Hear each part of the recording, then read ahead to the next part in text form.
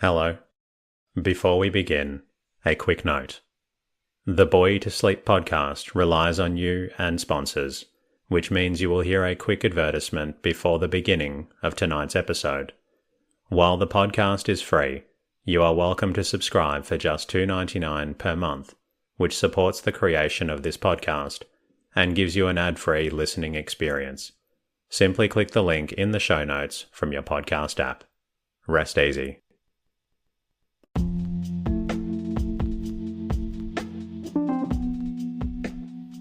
Hello. Welcome to the Bore You to Sleep podcast. The podcast that will hopefully help you get to sleep.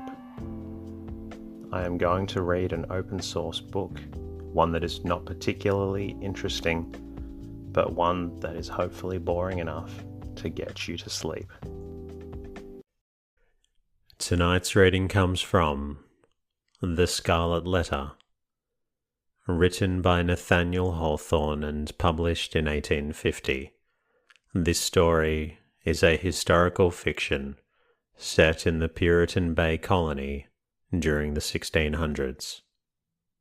My name is Teddy, and I am to help people everywhere get a good night's rest.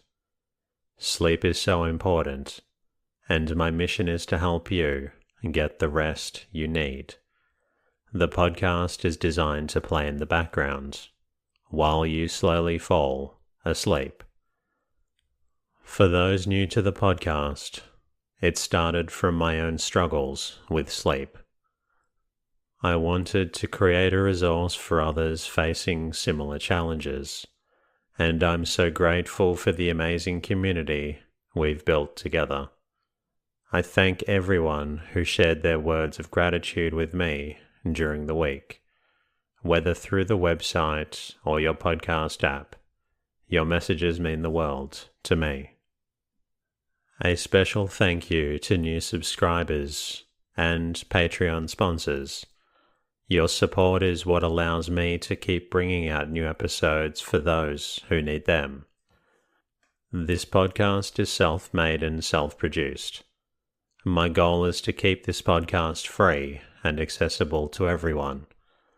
That is why support from listeners, whether it be from Patreon or by subscribing to the podcast in the show notes, is extremely helpful to allowing me to keep bringing out new episodes to those who need them.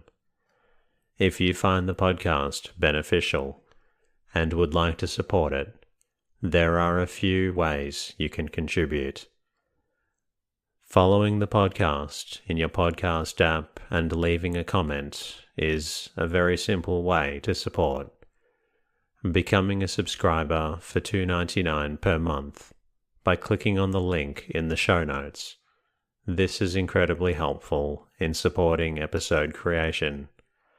If subscribing is not possible, and I completely understand if it is not, an easy way to help is by leaving a review and rating in your podcast app. Even one sentence really helps out. If you would like to support the show with a monthly contribution, you can do so by visiting boreyouTosleep.com. That is also a great way to say hello to me. It is always so fantastic to hear from listeners wherever you are in the world. If you know anyone who also needs help with a good night's rest, please always feel free to recommend this podcast to them. In the meantime, lie back, relax, and enjoy the readings. The Scarlet Letter by Nathaniel Hawthorne. Preface to the second edition.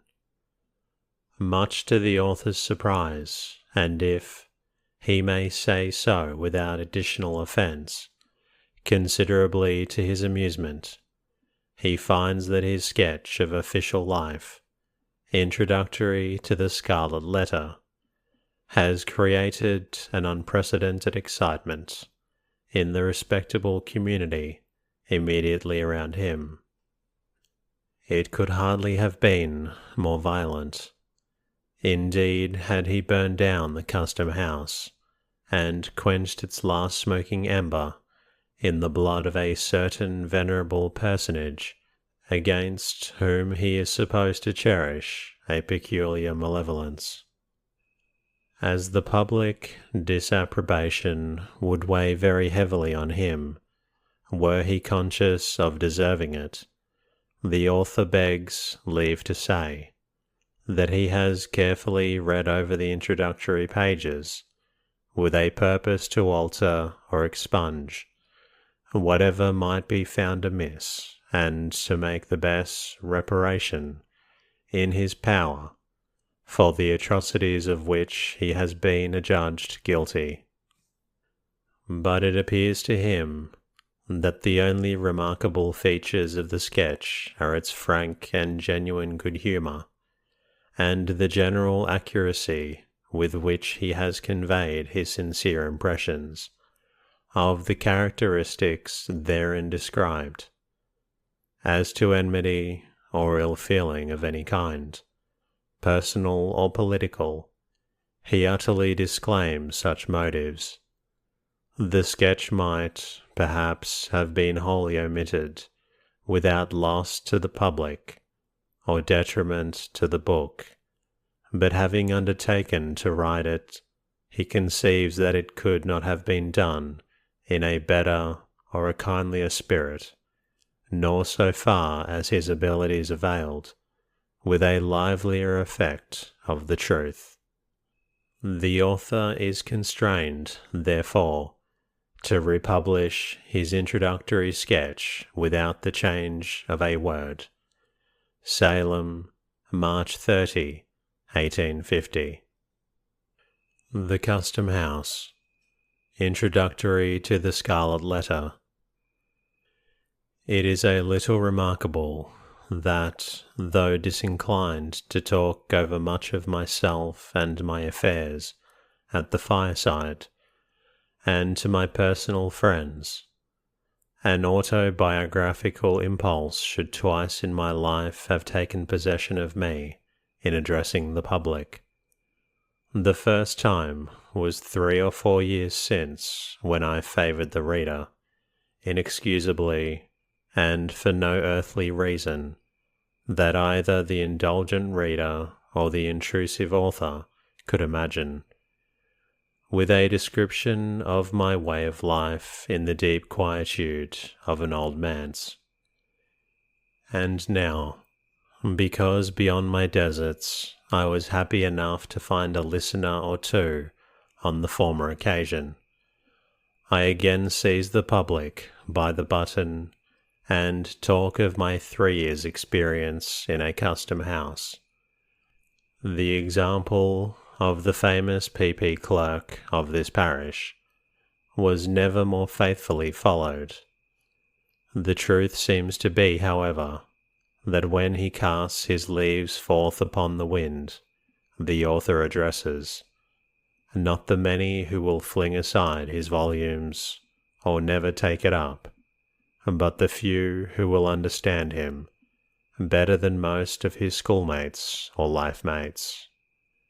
Some authors, indeed, do far more than this, and indulge themselves in such confidential depths of revelation as could fittingly be addressed only and exclusively to the one heart and mind of perfect sympathy, as if the printed book, thrown at large on the wide world, were certain to find out the divided segment of the writer's own nature, and complete his circle of existence by bringing him into the communion with it. It is scarcely decorous, however, to speak all, even where we speak impersonally. But as thoughts are frozen and utterance benumbled, unless the speaker stand in some true relation with his audience, it may be pardonable to imagine that a friend, a kind and apprehensive, though not the closest friend, is listening to our talk, and then, a native reserve being thawed by this genial consciousness, we may prate of the circumstances that lie around us, and even of ourself, but still keep the inmost me behind its veil. To this extent, and within these limits, an author, methinks, may be autobiographical, without violating either the reader's rights or his own. It will be seen, likewise, that this Custom House sketch has a certain propriety, of a kind always recognized in literature, as explaining how a large portion of the following pages came into my possession, and as offering proofs of the authenticity of a narrative therein contained. This, in fact, a desire to put myself in my true position as editor, or very little more of the most prolix among the tales that make up my volume. This and no other is my true reason for assuming a personal relation with the public. In accomplishing the main purpose, it has appeared allowable, by a few extra touches, to give a faint representation of a mode of life not heretofore described, together with some of the characters that move in it, among whom the author happened to make one. In my native town of Salem, at the head of what, half a century ago, in the days of the old King Derby, was a bustling wharf, but which is now burdened with decayed wooden warehouses, and exhibits few or no symptoms of commercial life, except, perhaps, a bark or brick, halfway down its melancholy length, discharging hides, or nearer at hand, a Nova Scotia schooner pitching out her cargo of firewood, at the head, I say, of this dilapidated wharf, which the tide often overflows, and along which, at the base, and in the rear of the row of buildings, the track of many languid years is seen in a border of unthrifty grass. Here, with a view from its front windows adown this not very enlivening prospect, and thence across the harbour stands a spacious edifice of brick. From the loftiest point of its roof, during precisely 3.5 hours of each forenoon, floats or droops in breeze or calm the banner of the Republic, but with 13 stripes turned vertically instead of horizontally, and thus indicating that a civil and not a military post of Uncle Sam's government is here established. Its front is ornamented with a portico of half a dozen wooden pillars, supporting a balcony beneath which a flight of wide granite steps descends towards the street. Over the entrance hovers an enormous specimen of the American eagle, with outspread wings, a shield before her breast, and if I recollect aright, a bunch of intermingled thunderbolts and barbed arrows in each claw.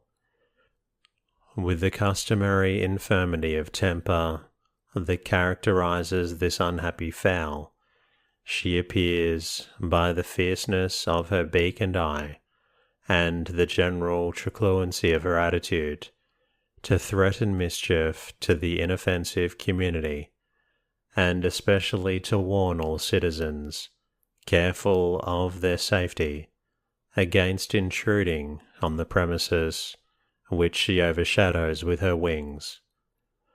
Nevertheless, vixenly as she looks, many people are seeking, at this very moment, to shelter themselves under the wing of the federal eagle, imagining, I presume, that her bosom has all the softness and snugness of an eider-down pillow, but she has no great tenderness, even in her best of moods, and sooner or later, oftener soon than late, is apt to fling off her nestlings with a scratch of her claw, a dab of her beak, or a rankling wound from her barbed arrows.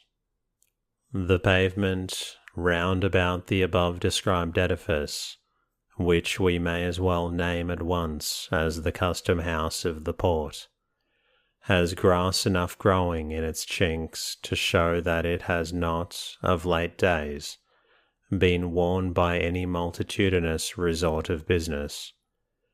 In some months of the year, however, there often chances a forenoon when affairs move onward with a livelier tread. Such occasions might remind the elderly citizen of that period before the last war with England, when Salem was a port by itself, not scorned, as she is now, by her own merchants and ship owners, who permit her wharves to crumble in ruin, while their ventures go to swell, needlessly and imperceptibly, the mighty flood of commerce at New York or Boston. On some such morning, where 3 or 4 vessels happen to arrive at once, usually from Africa or South America, or to be on the verge of their departure thitherward, there is a sound of frequent feet passing briskly up and down the granite steps. Here, before his own wife has greeted him, you may greet the sea-flushed shipmaster just in port, with his vessel's papers under his arms, in a tarnished tin box. Here, too, comes his owner, cheerful or sombre, gracious or in the sulks, accordingly as his scheme of the now accomplished voyage has been realized in merchandise that will readily be turned to gold, or has buried him under a bulk of incommodities, such as nobody will care to rid him of. Here, likewise, the germ of the wrinkle-browed, grizzly-bearded, careworn merchant, we have the smart young clerk who gets the taste of traffic as a wolf-cub does of blood, and already sends adventures in his master's ships, when he had better be sailing mimic boats upon a mill pond. Another figure in the scene is this outward-bound sailor in quest of a protection, or the recently arrived one, pale and feeble, seeking a passport to the hospital. Nor must we forget the captains of the rusty little schooners that bring firewood from the British provinces, a rough-looking set of tarpaulins, without the alertness of the Yankee aspect, but contributing an item of no slight importance to our decaying trade. Cluster all these individuals together, as they sometimes were, with other miscellaneous ones to diversify the group, and for the time being, it made the custom house a stirring scene. More frequently, however, on ascending the steps you would discern in the entry, if it were summer time, or in their appropriate rooms, if wintry or inclement weather, a row of venerable figures sitting in old-fashioned chairs, which were tipped on their hind legs back against the wall. Oftentimes they were asleep, but occasionally might be heard talking together, in voices between speech and a snore, and with that lack of energy that distinguishes the occupants of almshouses.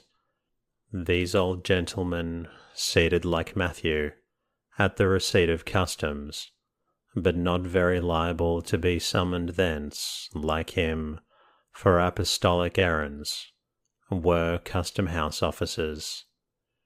Furthermore, on the left hand, as you enter the front door, is a certain room or office about 15 feet square, and of a lofty height, with two of its arched windows, commanding a view of the aforesaid dilapidated wharf, and the third looking across a narrow lane, and along a portion of Derby Street. All three give glimpses of the shops of grocers, blockmakers, slop sellers, and ship chandlers, around the doors of which are generally to be seen, laughing and gossiping, clusters of old salts, and other such wharf rats as haunt the whopping of a seaport. The room itself is cobwebbed and dingy with old paint. Its floor is strewn with grey sand, in a fashion that has elsewhere fallen into long disuse, and it is easy to conclude, from the general slovenliness of the place, that this is a sanctuary into which womankind, with her tools of magic, the broom and mop, has very infrequent access. In the way of furniture, there is a stove with a voluminous funnel, an old pine desk with a three-legged stool beside it, 2 or 3 wooden-bottomed chairs, exceedingly decrepit and infirm, and, not to forget the library, on some shelves, a score or 2 of volumes and the Acts of Congress, and a bulky digest of the revenue laws. A tin pipe ascends through the ceiling, and forms a medium of vocal communication with other parts of the edifice.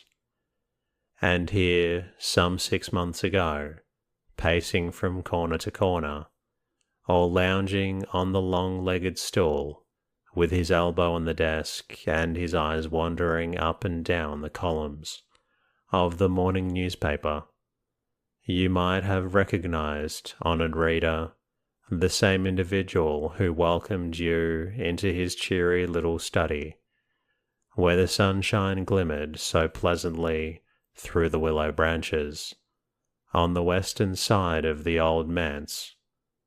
But now, should you go thither to seek him, you would inquire in vain for the locofoco surveyor.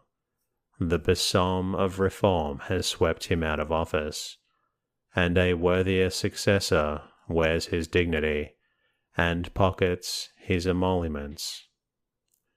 This old town of Salem, my native place, though I have dwelt much away from it, both in boyhood and maturer years, possesses, or did possess, a hold on my affections, the force of which I have never realized during the seasons of actual residence here.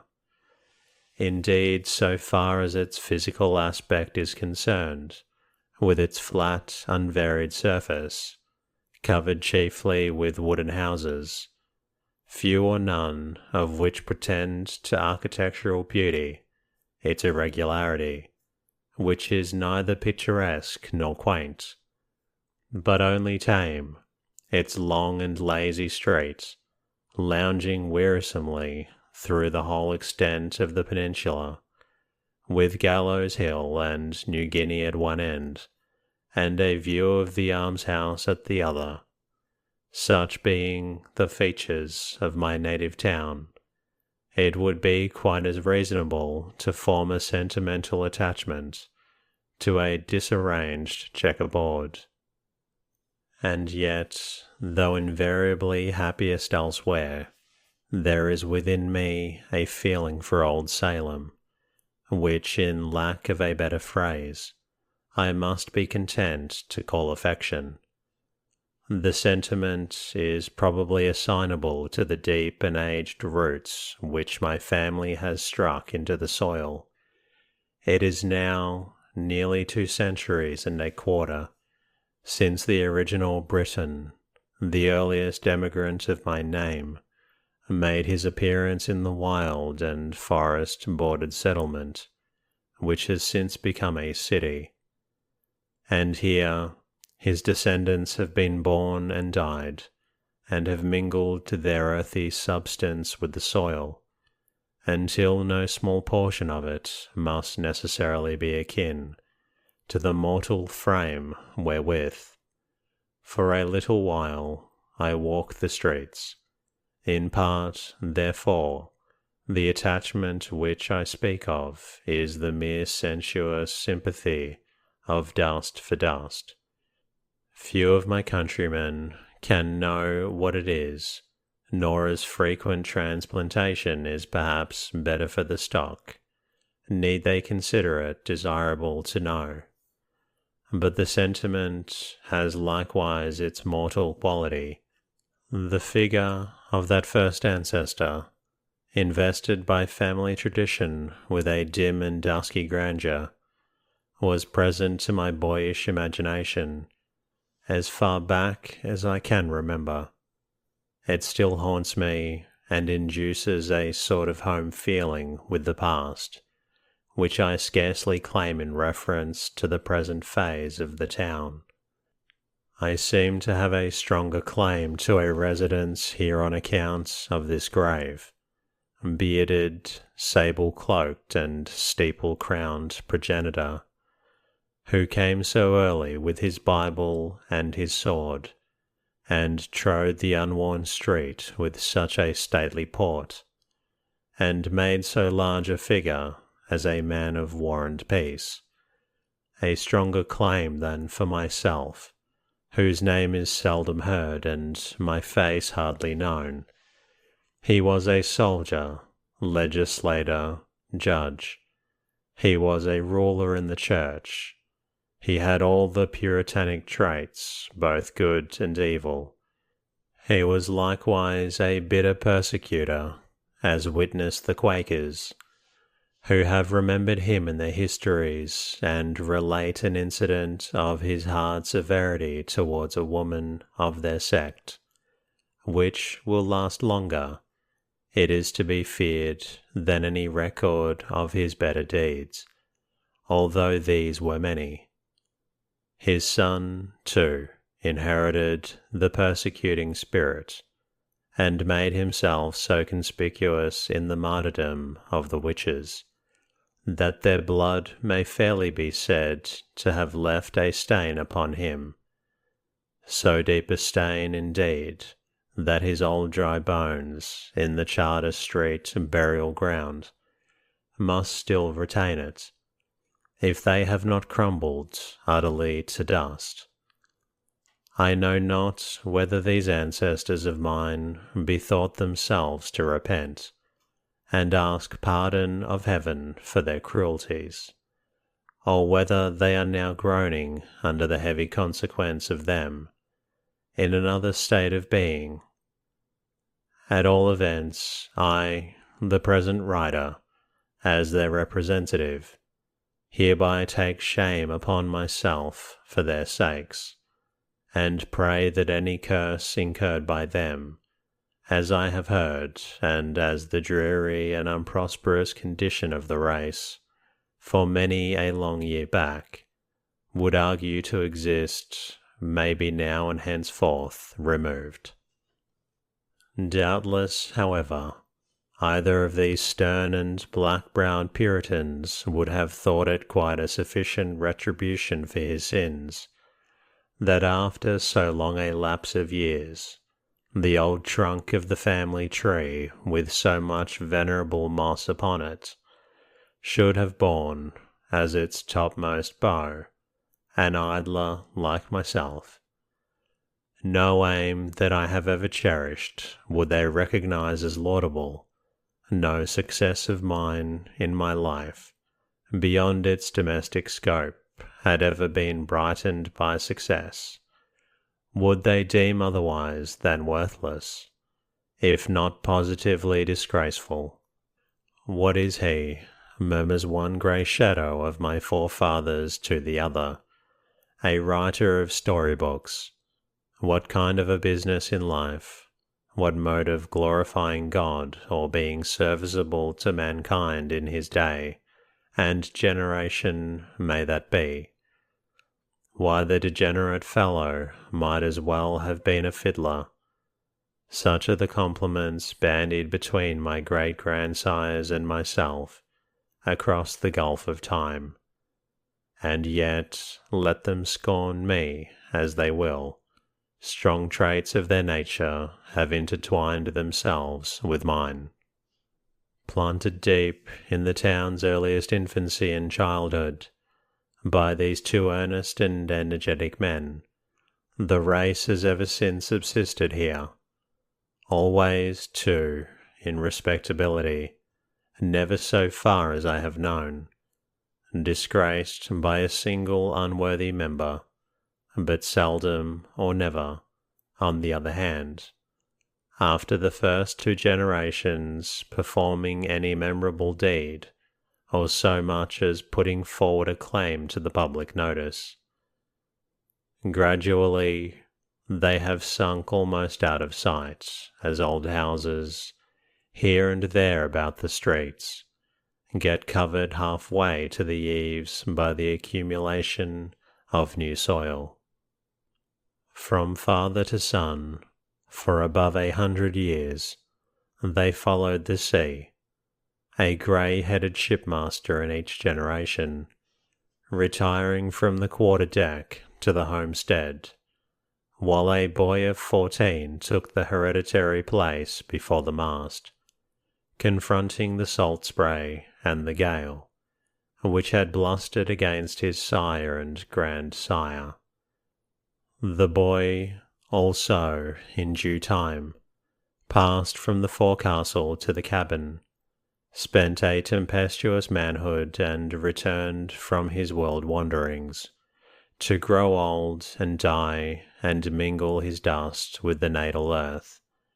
This long connection of a family with one spot as its place of birth and burial creates a kindred between the human being and the locality, quite independent of any charm in the scenery or moral circumstances that surround him. It is not love, but instinct. The new inhabitant who came himself from a foreign land, or whose father or grandfather came, has little claim to be called a Salamite. He has no conception of the oyster-like tenacity which an old settler, over whom his third century is creeping, clings to the spot where his successive generations have been embedded. It is no matter that the place is joyless for him, and he is weary of the old wooden houses, the mud and dust, the dead level of sight and sentiment, the chill east wind, and the chilliest of social atmospheres. All these, and whatever faults besides he may see or imagine, are nothing to the purpose. The spell survives, and just as powerfully as if the natal spot were an earthly paradise. So has it been in my case. I felt it almost as a destiny to make Salem my home, so that the mould of features and cast of character, which had all along been familiar here, ever as one representative of the race lay down in his grave, another assuming, as it were, his century march along the main street, might still in my little day be seen and recognized in the old town. Nevertheless, this very sentiment is an evidence that the connection, which has become an unhealthy one, should at last be severed. Human nature will not flourish any more than a potato, if it be planted and replanted for too long a series of generations, in the same worn-out soil.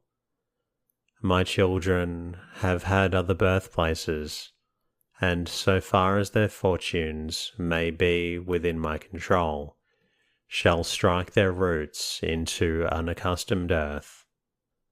On emerging from the old manse, it was chiefly this strange, indolent, unjoyous attachment for my native town that brought me to fill a place in Uncle Sam's brick edifice. It was not the first time, nor the second, that I had gone away, as it seemed permanently, but yet returned like the bad halfpenny, or as if Salem were for me the inevitable centre of the universe. So one fine morning, I ascended the flight of granite steps, with the President's commission in my pocket, and was introduced to the corps of gentlemen who were to aid me in my weighty responsibility as Chief Executor of the Custom House. I doubt greatly, or rather I do not doubt at all, whether any public functionary of the United States, either in the civil or military line, has ever had such a patriarchal body of veterans under his orders as myself. The whereabouts of the oldest inhabitant was at once settled when I looked at them, for upwards of 20 years before the epoch, the independent position of the collector had kept the Salem Custom House out of the whirlpool of political vicissitude, which makes the tenure of office generally so fragile. A soldier, New England's most distinguished soldier, he stood firmly on the pedestal of his gallant services, and himself secure in the wise liberality of the subordinates in many an hour of danger and heartquake. General Miller was radically conservative, a man over whose kindly nature habit had no slight influence, attaching himself strongly to familiar faces, and with difficulty moved to change, even when change might have brought unquestionable improvement. Thus, on taking charge of my department, I found few but aged men. They were ancient sea captains for the most part, who after being tossed on every sea, and standing up sturdily against life's tempestuous blasts, had finally drifted into this quiet nook, where with little to disturb them except the periodical terrors of a presidential election, they one and all acquired a new lease of existence. And that concludes tonight's readings. I hope you've enjoyed listening to this story. If you're not quite tired yet, please feel free to listen to another episode of the Bore You to Sleep podcast. Until next time, good night.